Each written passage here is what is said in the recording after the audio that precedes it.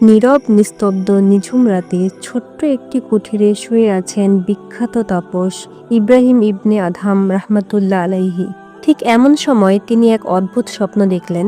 কে যেন তাকে লক্ষ্য করে বলছেন, হে আদহাম, তোমার বেলায়েতের মাকামকে আরো উঁচু করার উদ্দেশ্যে বলখের বাদশার একমাত্র রাজকন্যা গুলে জান্নাতের সাথে তোমার বিয়ে ঠিক করা হয়েছে। অতএব তুমি আল্লাহর উপর ভরসা করে সকল প্রস্তুতি গ্রহণ করতে থাকো। হঠাৎ এমন অদ্ভুত স্বপ্ন দেখে তিনি ঘুম থেকে উঠে বসলেন এবং গভীর চিন্তায় মগ্ন হয়ে ঘরের মধ্যে হাঁটতে শুরু করলেন। আর ভাবতে লাগলেন, বলখের রাজকন্যাকে আমার মতো নগণ্য ফকিরের নিকট কে বা বিবাহ দেবে। এমন চিন্তা করতে করতে সারাটি রাত কেটে গেল।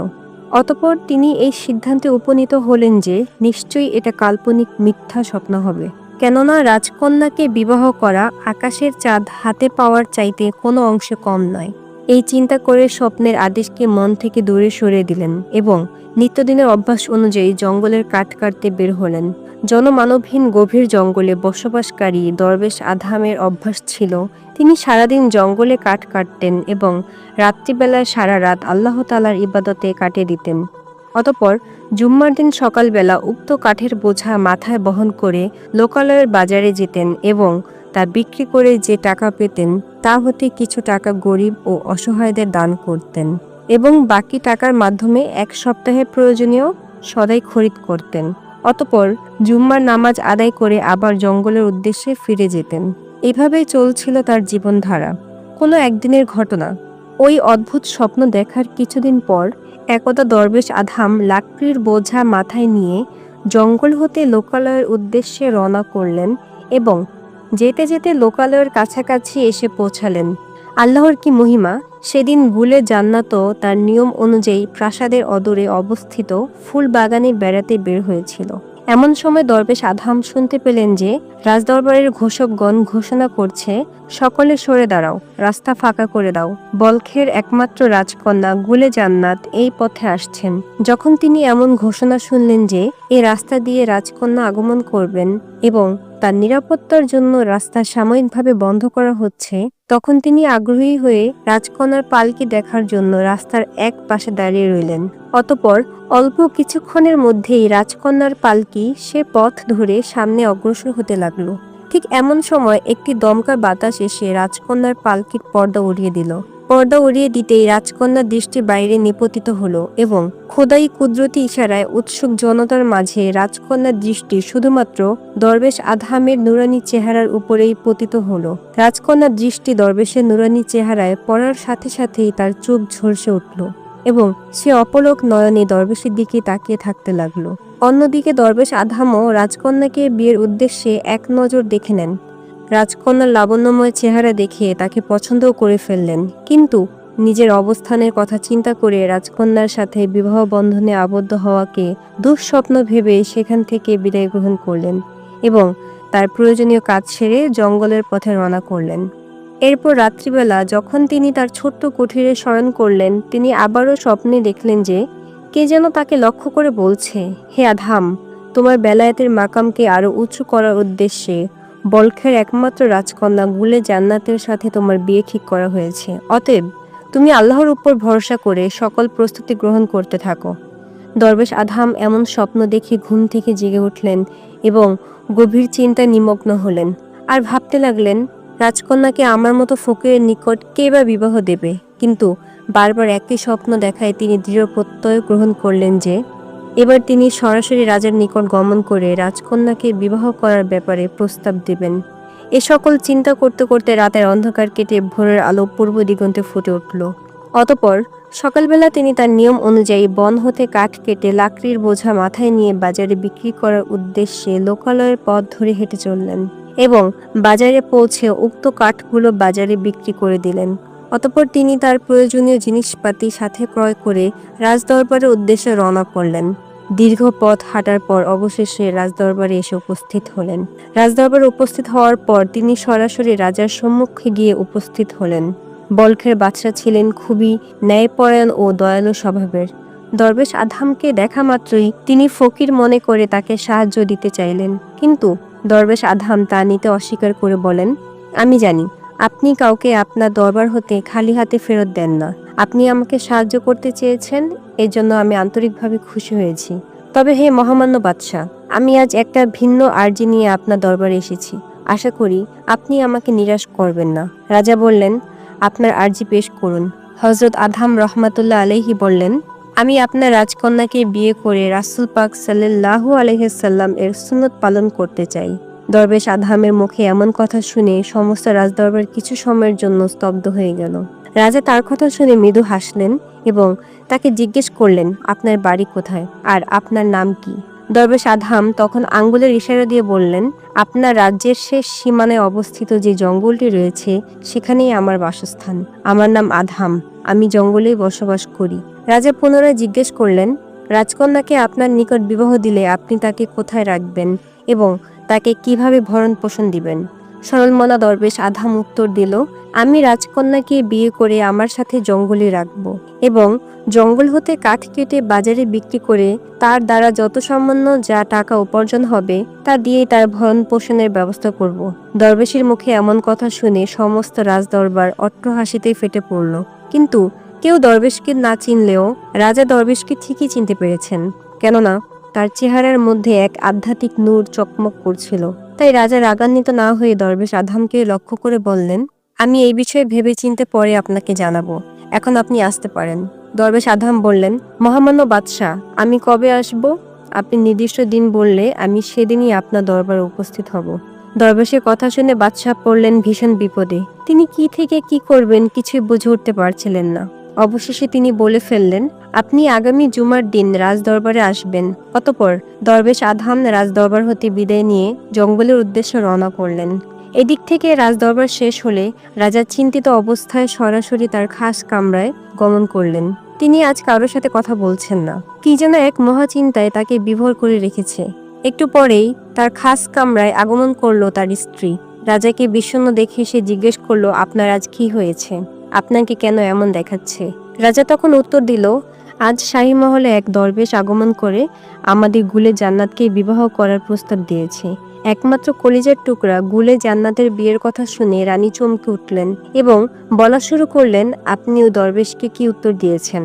রাজা তখন বলল, দরবেশের পক্ষ থেকে প্রস্তাব শুনে আমি চিন্তায় পড়ে যাই। তাকে যদি খালি হাতে ফেরত দিই তাহলে আল্লাহ আমাদের উপর নারাজ হবেন, আর যদি তার সাথে আমার মেয়েকে বিয়ে দেই তাহলে সকল জনগণ আমাদের উপর অসন্তুষ্ট হবেন। কেননা রাজকন্যার সাথে রাজপুত্রের বিয়ে মানানসই, একজন দরবেশের সাথে রাজকন্যার কখনই বিয়ে হতে পারে না।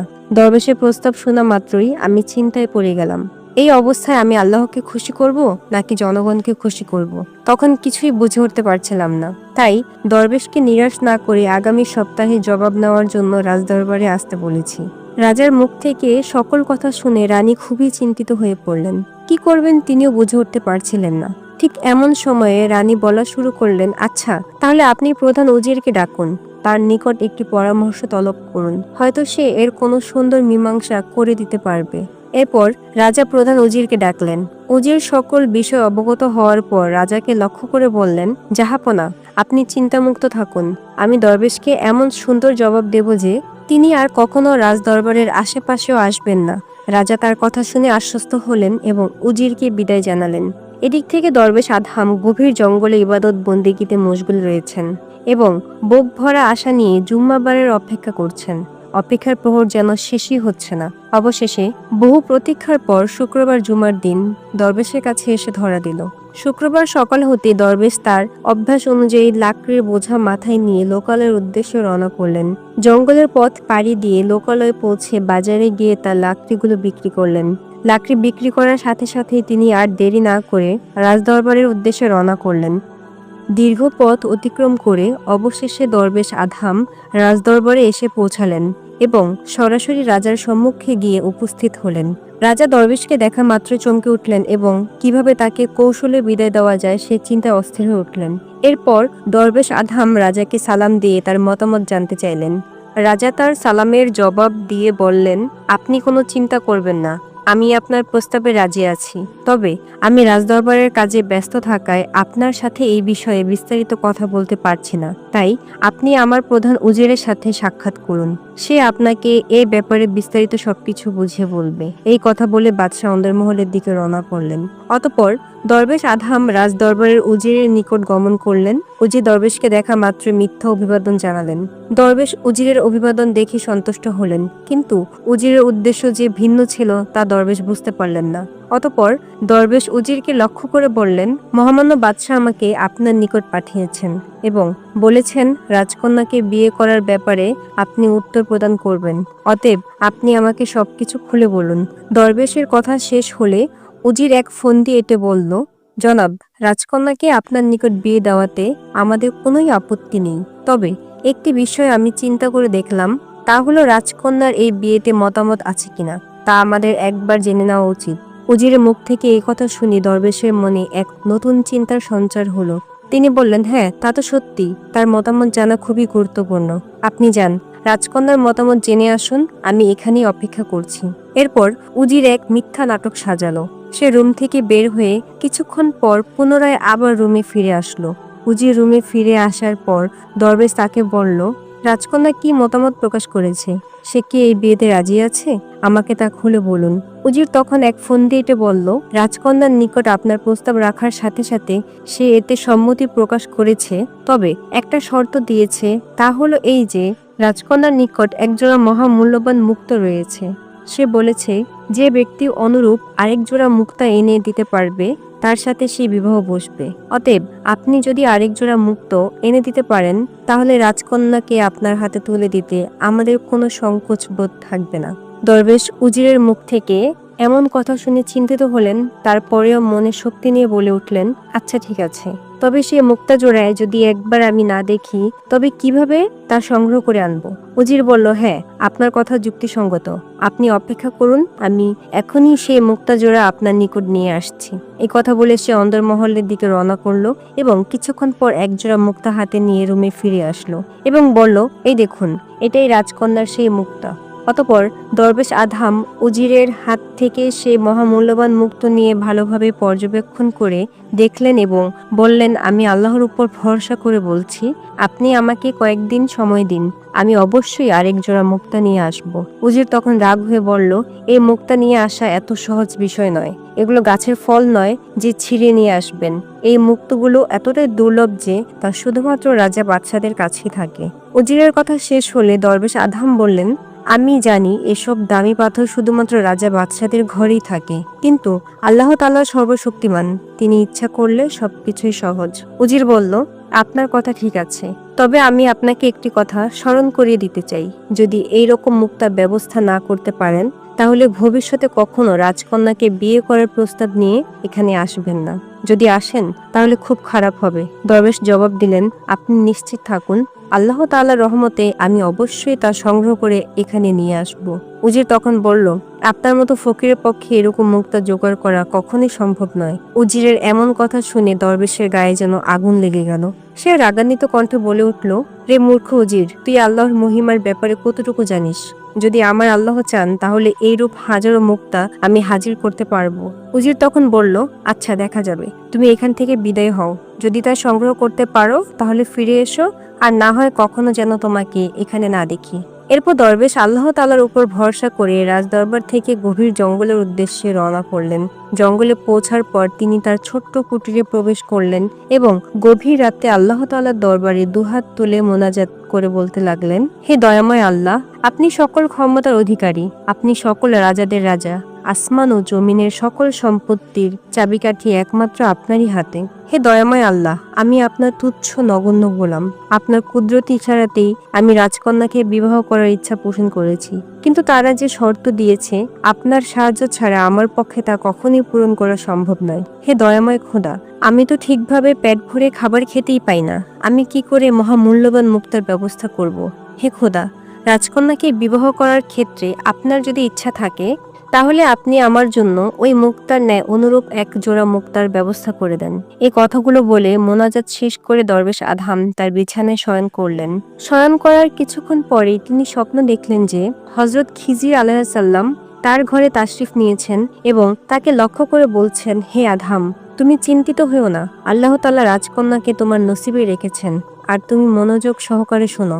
আগামীকাল সকালবেলায় জঙ্গলের শেষ প্রান্তে যে সাগর রয়েছে, তুমি তার পাড়ে গিয়ে আল্লাহ তাআলার রহমতের অপেক্ষা করবে। সেখানে রাব্বুল আলামিন তোমার জন্য মুক্তার ব্যবস্থা করবেন।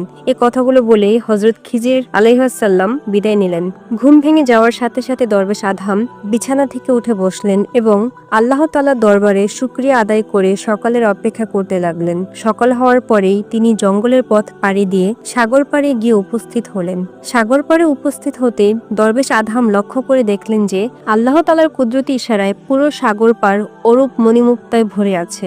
তা দেখে দরবেশ আধাম সিজদায় পড়ে গেলেন এবং কেঁদে কেঁদে আল্লাহ তাআলাকে বলা শুরু করলেন, হে দয়াময় আল্লাহ, যেখানে এই দুষ্প্রাপ্য মণিমুক্তা রাজা বাদশাদের দরবার ভিন্ন কোথাও পাওয়া যায় না, সেখানে আপনার অলৌকিক ক্ষমতায় ওখানে ওইরূপ মণিমুক্তার কোনোই অভাব নেই। দরবেশ যখন এভাবে কান্নাকাটি করছিল তখন গায়েব থেকে আওয়াজ হলো, হে আধাম, আমি তোমার প্রতি সন্তুষ্ট রয়েছি। তুমি সিজদা থেকে মাথা উত্তোলন করো এবং তোমার যে পরিমাণ মুক্তা প্রয়োজন তা নিয়ে যাও। গায়েব থেকে আওয়াজ শোনা মাত্রই দরবেশ আধাম সিজদা থেকে মাথা উত্তোলন করলেন এবং পুটলি ভর্তি করে অনেকগুলো মণিমুক্তা উঠিয়ে নিলেন এবং সেখান থেকে সোজা রাজ দরবারের উদ্দেশ্যে রওনা করলেন। প্রিয় দর্শক, ভিডিওটি দীর্ঘ হয়ে যাওয়ায় প্রথম পর্বটি আমরা এখানে শেষ করছি। ইনশাআল্লাহ দ্বিতীয় পর্বে আপনারা দেখতে পাবেন কিভাবে দরবেশ আধাম রাজকন্যাকে বিয়ে করে সুখের সংসার সাজায়। ধৈর্য সহকারে আমাদের ভিডিওটি দেখার জন্য মোবারকবাদ জানিয়ে আজকের মতো এখানেই বিদায় নিচ্ছি। আসসালামু আলাইকুম ওয়া রাহমাতুল্লাহি ওয়া বারাকাতুহু।